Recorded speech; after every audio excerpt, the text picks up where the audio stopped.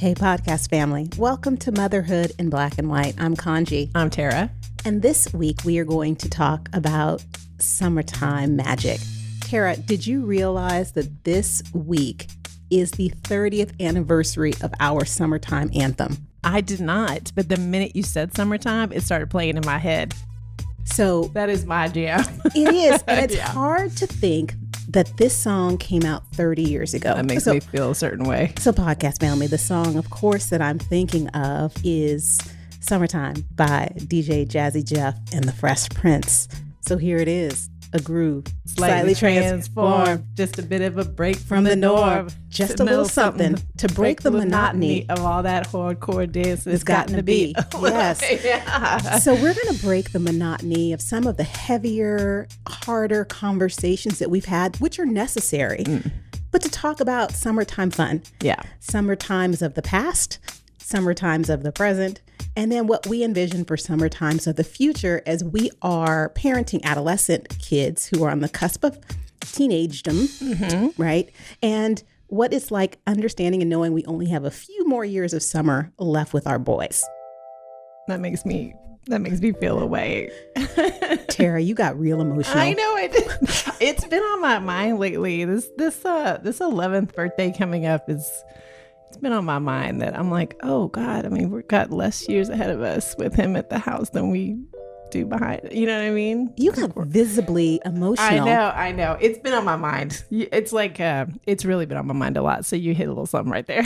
I'm so sorry. That's okay. And I just said we were going to make this fun. I know. It's okay. I'm with you. I'm okay. It's all right. We'll get back on track. I'm going to have to rap some more DJ Jazzy Jeff and the Fresh Prince lyrics. No, but so summer 2021 is upon us. Our kids are out from school.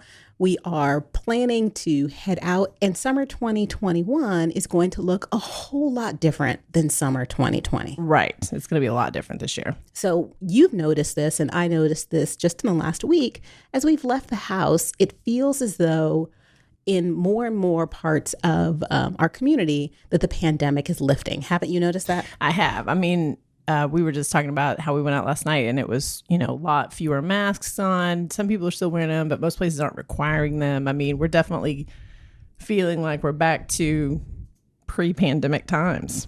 And Roman is 12 and he will be fully vaccinated next week, which means that we are looking into planning and going somewhere as a family for the first time since March of 2020. Right. Now, when the pandemic kind of gripped the world, our family was on spring break. We decided to save all our coins up. We took a trip to Maui with another family that we're very close with here in Texas. And while we were on the island of Maui, we started getting the alerts that there were cases in Texas. And we were thinking, like, what happens if we don't ever get back to the mainland? Right. And then trying to figure out other plans. But it was that sense of the fear of what was going to happen and what it was going to look like. And when we finally made it back to Texas, we thought we would be quarantined for a couple of weeks, and a couple of weeks turned into a couple of months. And summer 2020 was spent largely in our house. At the house, right. And I made jokes a lot with people that Gage had a full... I mean, I guess it wasn't full, but I was calling it his 1980s summer, right? When he was just like at the house, watching TV, eating snacks. I worked remote some of the time and then had someone at the house with him the rest of the time. But that was wild. It was weird because as working moms, we always, I always plan a summer vacation. Yes. Because I'm not able to be available during the school year. And so I plan with PTO to take at least a week off during the summer to go somewhere. Because I feel as though during a lot of the school year, Roman doesn't have some experiences that his friends do who have work at home moms. Right. So that's not my experience. Like, we didn't really get to go places during spring break or on long weekends. So we would always go somewhere during the summer. Right. And that had been our normal probably since he was 3 years old. That didn't happen last year. Yeah, same for us. I always try to plan something at least a week, and we usually talk about it as a family, make a decision, and then I book it pretty far in advance. I mean, you know how things book up pretty quick. And we had booked a trip last summer. Luckily, because of everything going on, most of the airlines let you cancel and kind of sock the credit away for a future flight. And And so we were able to cancel everything. And then I was able to turn around, and I think I shared last week, we've rebooked that trip. So we're going to Yellowstone in July. So it's just a good time for us to spend time together. I do, have guilt about not being able to do more things with him during the year. And so it's my big push for us to have some fun right now. Darn it. It sounds like it's going to be fun. Now, we talked a lot about what the pandemic looked like for us, either as working moms or with our kids being home from school and then homeschooling them. What did Gage's summer vacation look like last year? Was it just video games, or did you have family out and about? What did that look like for you guys? Do you remember? Yeah, it was literally him on the couch in his underwear in front of a screen of some type for most of the summer. I took some time off at some point. And I think I just hung out with him at the house. We went for walks and we went outside and stuff. We walked the dog every day. So that we had some time together, especially since I was working at home for the half of it, I guess. So he wasn't by himself all the time. But yeah, he would probably tell you that it was his favorite summer vacation, which is, I don't feel bad about it, but it is interesting that for Gage, I think he would prefer if he could just hang out at the house and have me around a little bit. Even if we weren't hanging out together, he could see me in there working or come talk to me. He would come in there sometimes and be like, "Oh, Mom, I'm so sorry you have to work all the time. That looks boring." Yeah, when Roman was younger and I worked at the office at the bank where I used to work from 8 a.m. to 5 p.m., yeah. Summer didn't look much different for him. Yeah. He would go to school during the school year, and then summer he would go to an all-day day camp, or as much as I could try to get him to go to one. And especially when he was much younger, because we would find camps for him to go to. And last year, I would try to replicate some sense of normalcy for this kid. And I remember one time going up to wake him up at 1:30 in the afternoon. I said, "Roman, you got to get up, buddy." And he just rolled over and looked at me and said, "Why, Mommy? There's nothing for me to do." Aww. And I was like, "You're right." I don't have a counter argument to that. I'm going to tell you something about Gage. This kid, so this is where our kids are so different. First day of summer break for Gage was, a few days ago, about a week ago. And I drag him out of bed every day at 6:15 to get him to school. Every day I have to go drag him out. I have to go in there 3 or 4 times, get him out of bed. First day of summer break, I got up at, it was a work day for me. So I got up at 6. I went in there, the kid's up. He's been up. I'm like, "You don't do vacation right, sir." He needs to spend just a few days here. Yeah. We will break him.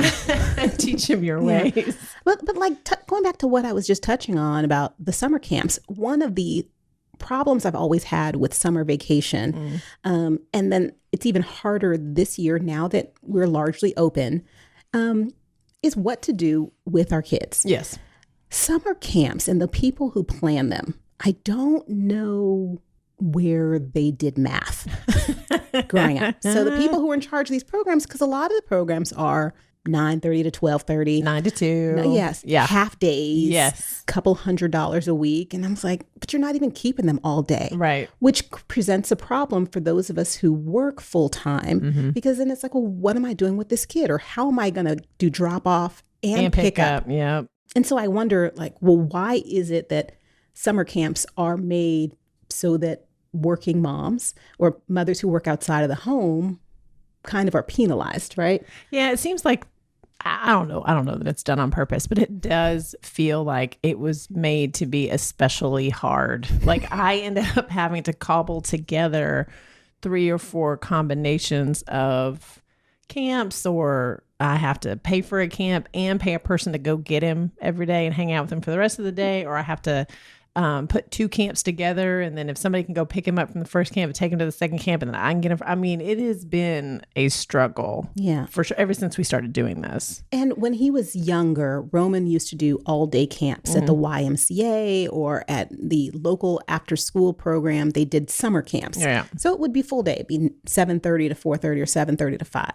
And now that he is in middle school, they don't even offer those anymore, and so it's looking into types of camp that he likes, similar to what you were saying with Gage. It's finding half-day camps, or, some of the camps are 9 a.m. to 11 a.m. when we've already established he's still sleeping.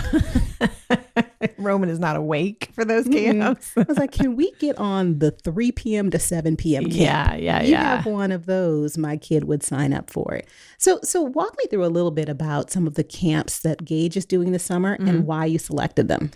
I sat down with him and asked him specifically if there was anything he wanted to do as far as a camp. And so we found a couple of really cool science camps that I think he's pretty excited about. And luckily they're not too far from the house, and the timing isn't great, but I'll make it work, whatever I got to do. And then he wanted to do an art camp. So I found a fun art camp, and he picked the topic he liked. And then for the filler, kind of around those 3 that he chose, he's done this one camp before. It's sort of an all-inclusive, all activities, all ages camp, similar to like the YMCA, but it's private, which equates to more money, obviously. So he'll do that for the filler weeks. They do a pretty good job. They have a pretty early drop off, which is nice, but you have to pay extra for the late pickup. So whatever. So he'll do that. And they do all kinds of things at that camp. So he'll do activities, they'll do crafts, they'll do games, and he enjoys it. I think he'll have a good time.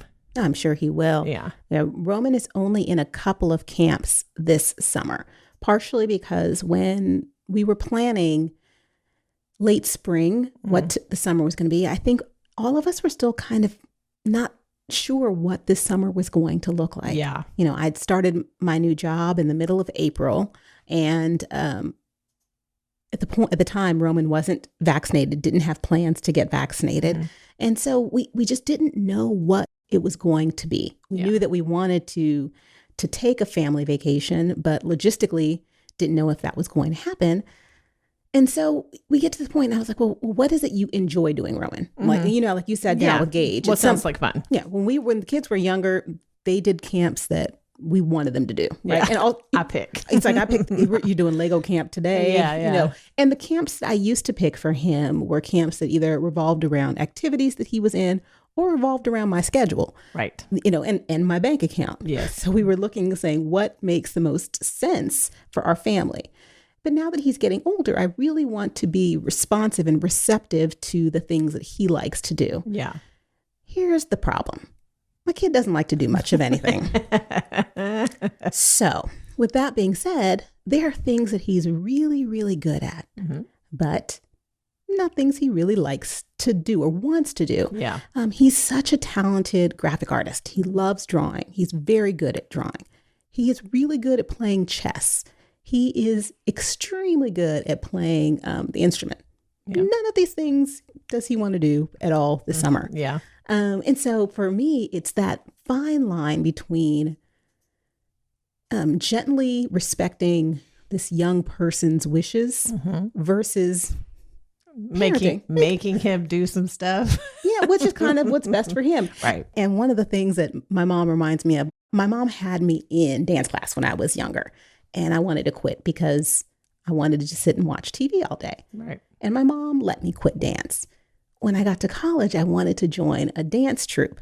And I auditioned, and I was selected as an apprentice for the dance troupe. But I noticed that some of my friends were more talented because they stayed with dance. And my mom, one of the few things that she really, really remembers, she remembers me calling her from college, yelling at her, saying, "Why did you let me quit dance?" Yes. And so I realized when I had Roman and he wanted to quit the instrument he was playing this summer, I was like, man, we parents, we're damned if we do. We're damned if we don't. Moment? Yeah. This is the moment where I said, this is the moment where I become my mother. Right. And also it's like I make this decision that I kind of in my mind know that he's going to regret 10 years from now. Yeah. But do I give him the latitude to make this decision, or do I put my foot down and say no? And like any good parent says, and when he asks why, say, because I said so. Yeah. Yeah. Right? It's so hard. It's like, well, I'm curious, like, what would you do?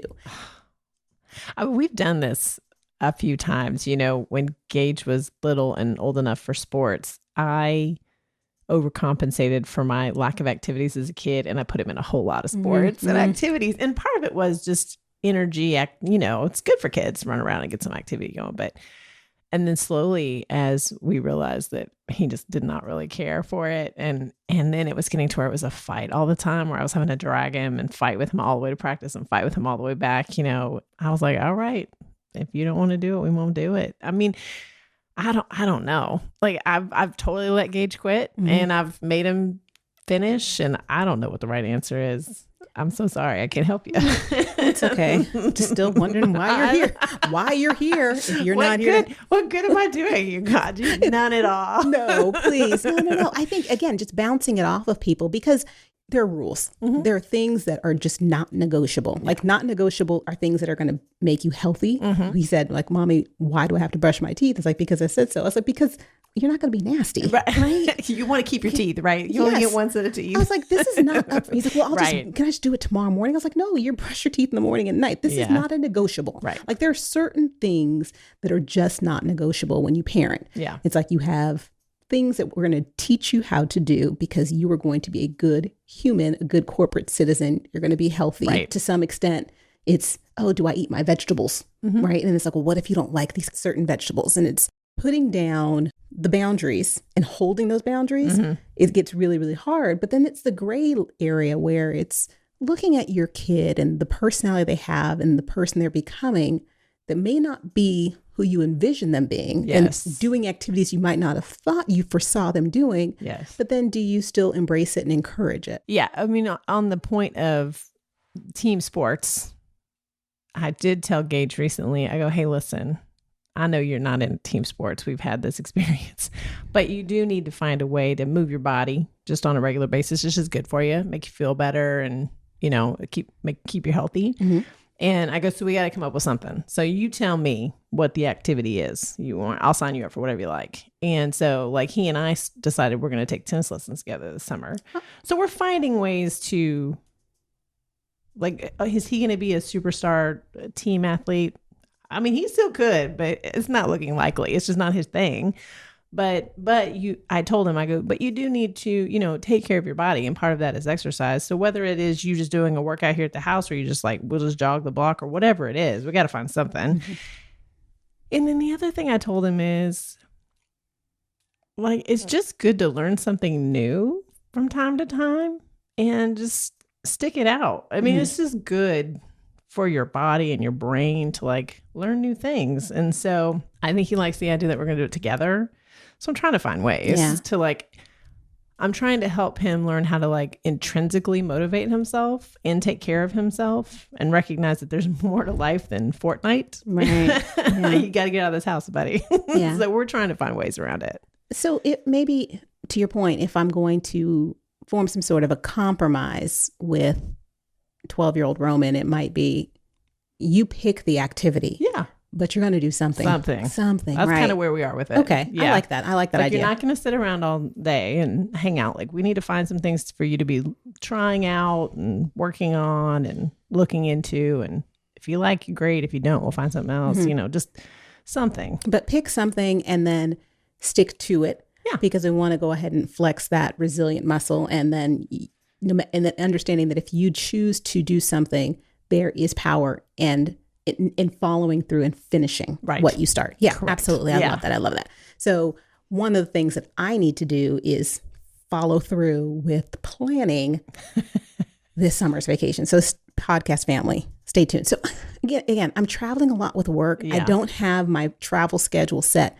We are already in our third week of summer vacation here because schools get out so early and we go back in middle of August. So I'm like feeling a little bit of pressure. And because this country has opened up, things have gotten really expensive. Yes. And so looking at how to pay for this summer vacation trip, and it's not something we planned for. Like, I wasn't really planning for a summer vacation this year. Usually what we do is, like you, book pretty far in advance. Like, if I know we're going to go on a cruise, we know that 8, 9, 10 months in advance. And so I start building a slush fund every month so that we're taking care of and able to save the money to pay for that vacation.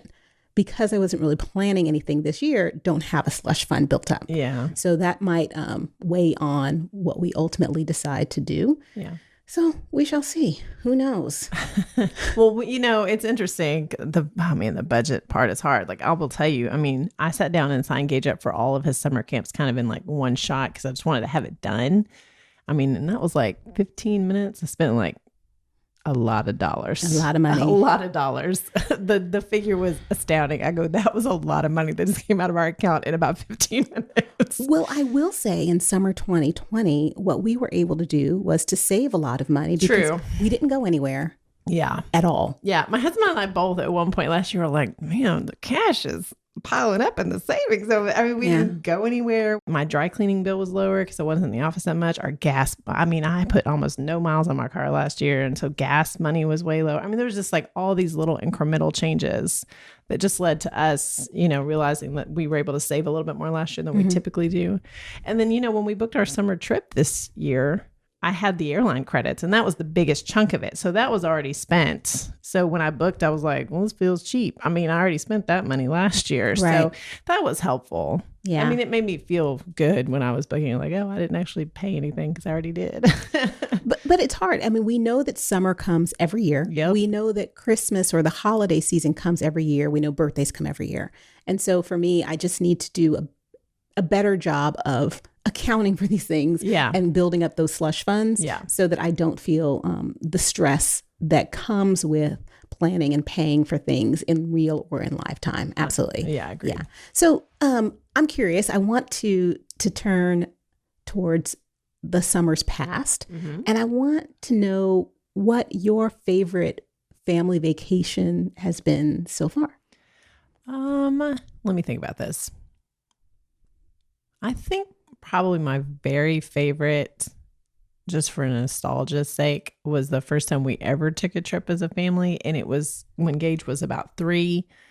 And it was sort of last minute decision. I was like, we should go somewhere. And we kind of wanted to try it out and see how he traveled, you know? And we just drove down to San Antonio for about a week. And we just did all this stuff. And it was Gage's first like vacation and hotel, and he was so cute. You know, I mean, 3 was just one of my favorite ages. And we just had the most fun. And we realized like, oh, he's finally big enough. Like we could do this kind of stuff. Like we could go do stuff. It'd be fun. I loved it so much. What about you guys? We are big cruisers.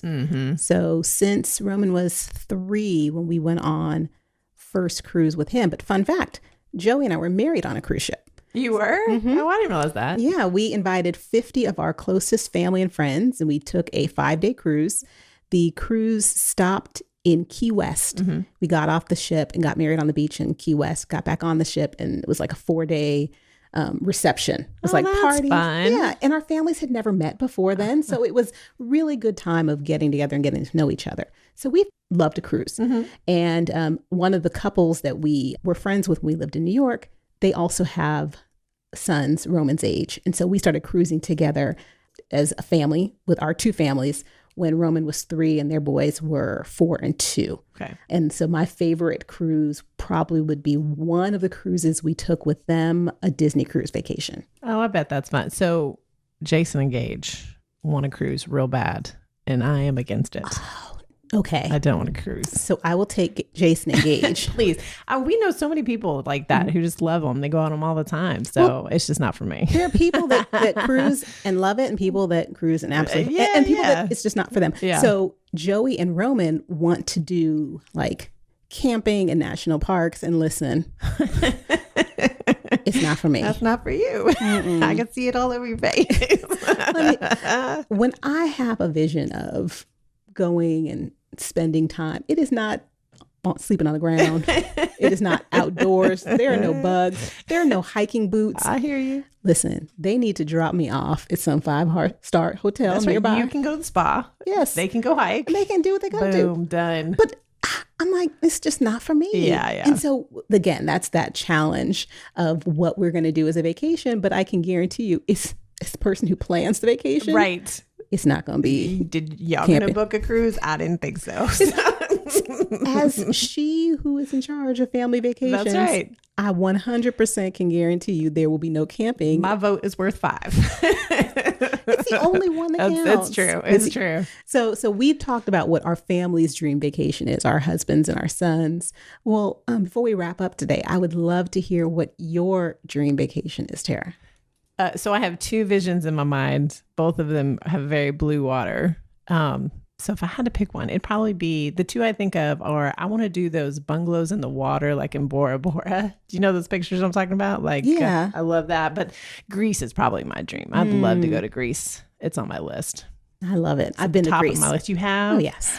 On a cruise? No, I took myself to Greece back in 2006. It's the only time I vacationed completely by myself. Really? I was there for 9 days. I did the Greek Isles. Yes. Well, then, so you need to take me. Next time I We're will. doing that. That'll work. Don't know if our husbands will appreciate the fact that our dream vacations don't involve them. My husband will not be surprised at all. I'm going to tell you a secret. Mine neither. But actually my dream vacation. So before I got married, before I had my child, I was an international flight attendant for a few years. So I've seen the world. Yeah. And I would love to share some of those experiences with husband and son. So my dream vacation probably would be a 2-week European cruise with them. Okay. Of course, the son's way too young to understand and appreciate it, but go to some of those areas and cities. My favorite destination in the world is Cape Town, South Africa. Really? And I went to Cape Town with my mom about 20 years ago. And the most powerful travel memory I have was standing right in front of Nelson Mandela's cell at Robben Island and just thinking like, this man spent 27 years of his life in this jail cell. Yeah. And he came out bigger than ever. I know. And that was just so powerful for me and kind of lit something and ignited something in me about my desire for always fighting for equity and social justice. So yeah. And hopefully one day I'll get a chance to take Roman and see that. That would be incredible. Yes, absolutely would be. Absolutely would be. So yeah, we're in the midst of summertime. It does not seem like it because here in Texas, it's been raining for the last month. It's been raining forever. Yes. Yes. Why is it raining? We need the rain. I know. And also, I know. We know that after the rain, the sun will shine again. And it's going to be 110 degrees. So let's enjoy it while we are avoiding the heat. Before we even know it, it's going to be 110 degrees. That's true. But I think it's just a really good metaphor for what we went through last year. Yeah. I think when we were in the midst of it and we were suffering and struggling and there was so much uncertainty and unfortunately so much death and loss, it just seemed like we were in the midst of a downpour. But what we've seen the last couple of weeks is that the sun is starting to shine and we're coming out of it. And I think summer 2021 is going to be one for the record books. Yeah. The fact that we've survived is a testament to it, So we honor those who did not. And we know that some people came out of this last year changed and are dealing with struggles, health struggles, mental issues. And we recognize that. But we know that after the rain, the sun will shine again. Thank you so much for joining us this week, guys. We love having you with us. It's been an incredible journey starting this podcast and expanding our family in such a big way. Make sure that you're following us on any listening platform you're on. That way you don't miss any upcoming episodes.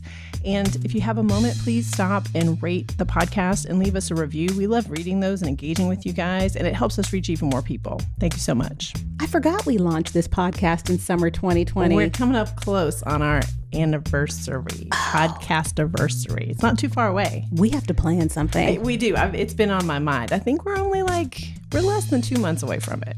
I don't know. I know you and our producer will know. End of July because it launched on Gage's birthday. Did it really? It did.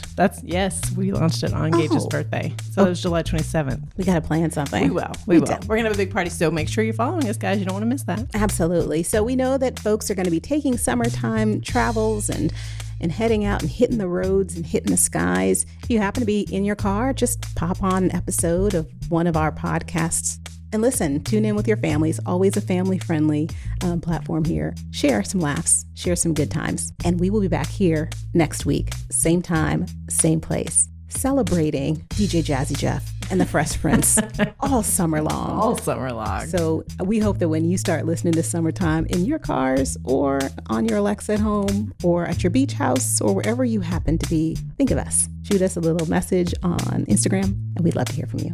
With all of that being said, guard your health, mental, physical, and spiritual. Take good care. Caught me off guard with those lyrics. I I was like, oh, no, I know it. Give me a second. I knew it.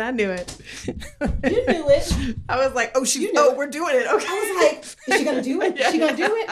It took me just a second. But I was like, can we do it? We can do it. We did it. Can we do it?